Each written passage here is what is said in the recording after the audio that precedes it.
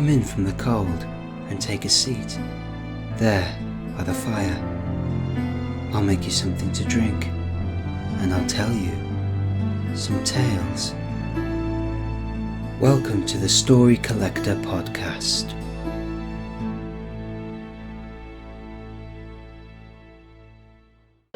In tonight's story, we enter an apartment shortly after a man has jumped to his death from the window.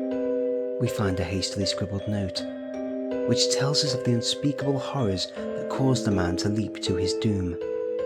Was it madness? Or do such horrors truly exist? Dagon by H.P. Lovecraft. I am writing this under an appreciable mental strain, since by tonight I shall be no more. Penniless and at the end of my supply of the drug which alone makes my life endurable, I can bear the torture no longer, and shall cast myself down from this garret window into the squalid street below. Do not think from my slavery to morphine that I am a weakling or a degenerate. When you have read these hastily scrawled pages, you may guess, though never fully realize, why it is that I must have forgetfulness or death. It was in one of the most open and least frequented parts of the broad Pacific that the packet of which I was supercargo fell a victim to the German sea raider. The Great War was then at its very beginning, and the ocean forces of the Hun had not completely sunk to their later degradation, so that our vessel was made a legitimate prize, whilst we of her crew were treated with all the fairness and the consideration due as naval prisoners. So liberal indeed was the discipline of our captors that 5 days after we were taken, I managed to escape alone in a small boat with water and provisions for a good length of time. When I finally found myself adrift and free, I had but little idea of my surroundings. Never a competent navigator, I could only guess vaguely by the sun and the stars that I was somewhat south of the equator. Of the longitude I knew nothing, and no island or coastline was in sight. The weather kept fair, and for uncounted days I drifted aimlessly beneath the scorching sun, waiting either for some passing ship or to be cast on the shores of some habitable land. But neither ship nor land appeared, and I began to despair in my solitude upon the heaving vastnesses of unbroken blue. The change happened whilst I slept. Its details I shall never know, for my slumber, though troubled and dream-infested, was continuous. When at last I awaked, it was to discover myself half sucked into a slimy expanse of hellish black mire which extended about me in monotonous undulations as far as I could see, and in which my boat lay grounded some distance away. Though one might well imagine that my first sensation would be of wonder at so prodigious and unexpected a transformation of scenery, I was in reality more horrified than astonished, for there was in the air and in the rotting soil a sinister quality which chilled me to the very core. The region was putrid with the carcasses of decaying fish and of other less describable things which I saw protruding from the nasty mud of the unending plain. Perhaps I should not hope to convey in mere words the unutterable hideousness that can dwell in absolute silence and barren immensity. There was nothing within hearing and nothing in sight save a vast reach of black slime, yet the very completeness of the stillness and the homogeneity of the landscape oppressed me with a nauseating fear. The sun was blazing down from a sky which seemed to me almost black in its cloudless cruelty, as though reflecting the inky marsh beneath my feet. As I crawled into the stranded boat, I realized that only one theory could explain my position.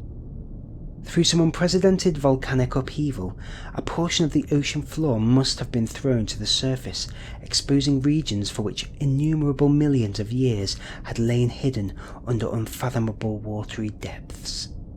So great was the extent of the new land which had risen beneath me, that I could not detect the faintest noise of the surging ocean, strain my ears as I might, nor were there any seafowl to prey upon the dead things. For several hours I sat thinking or brooding in the boat, which lay upon its side and afforded a slight shade as the sun moved across the heavens. As the day progressed, the ground lost some of its stickiness, and seemed likely to dry sufficiently for travelling purposes in a short time.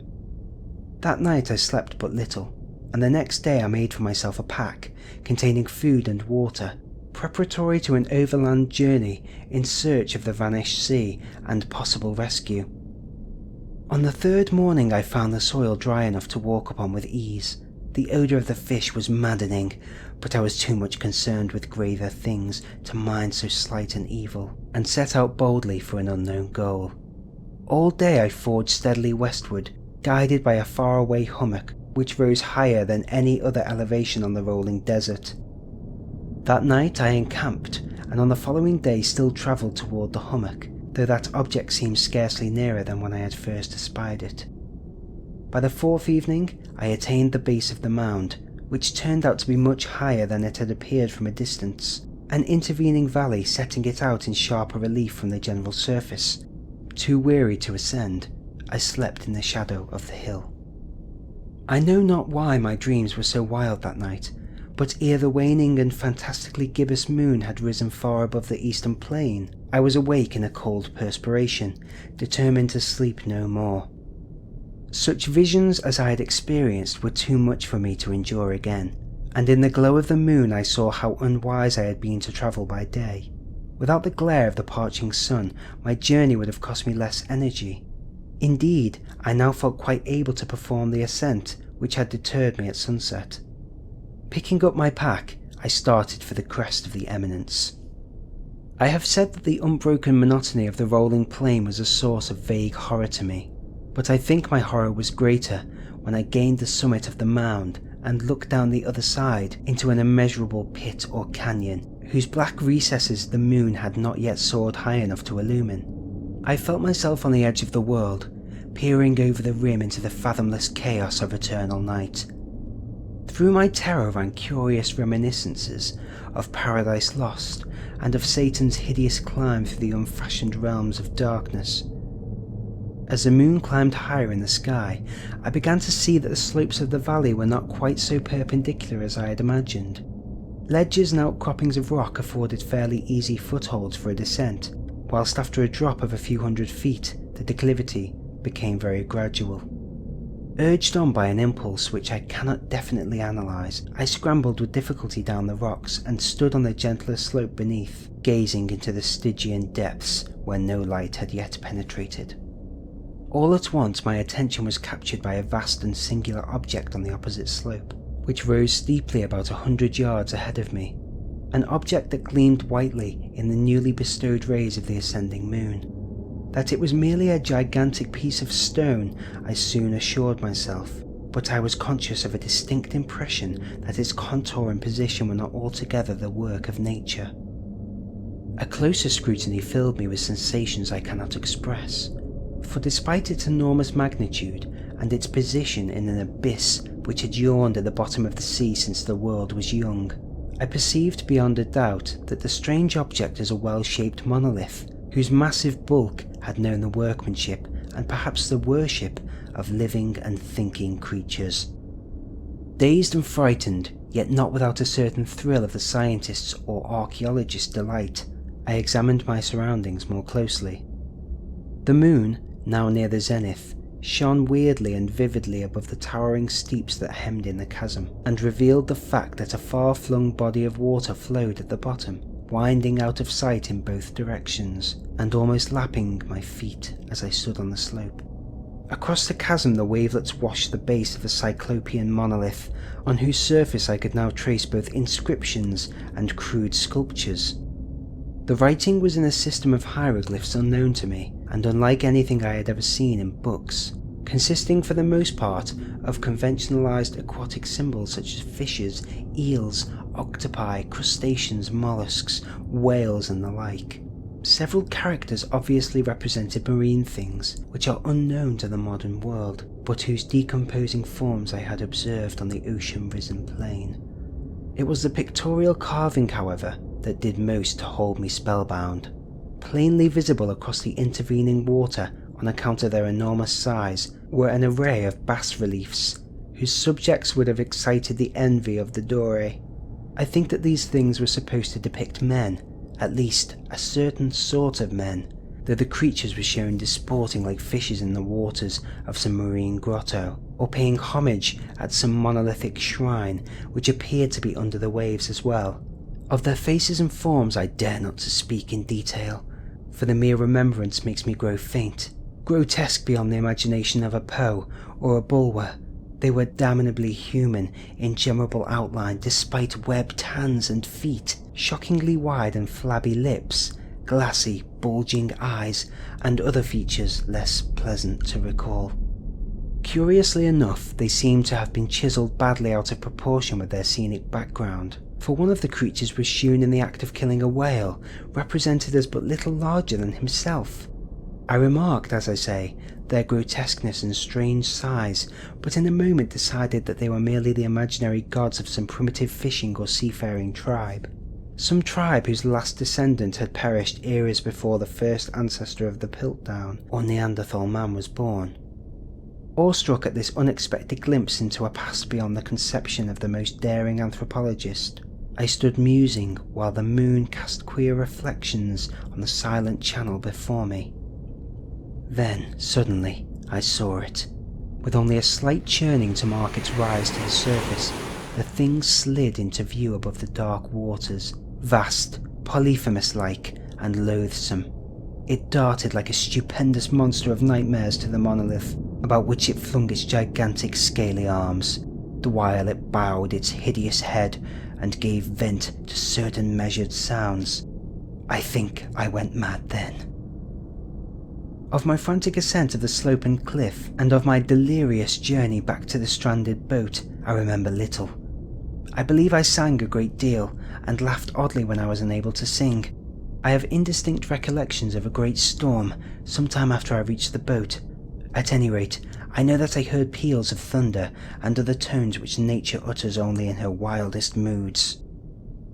When I came out of the shadows, I was in a San Francisco hospital, brought thither by the captain of the American ship which had picked up my boat in mid-ocean. In my delirium I had said much, but found that my words had been given scant attention. Of any land upheaval in the Pacific my rescuers knew nothing, nor did I deem it necessary to insist upon a thing which I knew they could not believe. Once I sought out a celebrated ethnologist and amused him with peculiar questions regarding the ancient Philistine legend of Dagon, the fish god. But soon perceiving that he was hopelessly conventional, I did not press my inquiries. It is at night, especially when the moon is gibbous and waning, that I see the thing. I tried morphine, but the drug has given only transient surcease, and has drawn me into its clutches as a hopeless slave. So now I am to end it all, having written a full account for the information or the contemptuous amusement of my fellow men. Often I ask myself if it could not all have been a pure phantasm, a mere freak of fever, as I lay sun-stricken and raving in the open boat after my escape from the German man-o'-war. This I ask myself, but ever does there come before me a hideously vivid vision in reply. I cannot think of the deep sea without shuddering at the nameless things that may at this very moment be crawling and floundering on its slimy bed, worshipping their ancient stone idols and carving their own detestable likenesses on submarine obelisks of water-soaked granite. I dream of a day when they may rise above the billows to drag down in their reeking talons the remnants of puny, war-exhausted mankind, of a day when the land shall sink and the dark ocean floor shall ascend amidst universal pandemonium. The end is near. I hear a noise at the door, as of some immense slippery body lumbering against it. It shall not find me. God! That hand! The window! The window! The end. Dagon was first published in 1919, and its mysteries still continue to terrify. Even today, most of our oceans remain unexplored, and who knows what terrible and gargantuan creatures may lurk deep beneath the waves, waiting under the seabed. I implore you to remember it and pass it on to others, as I have to you. Thank you for listening to the Story Collector podcast. I'll see you again soon.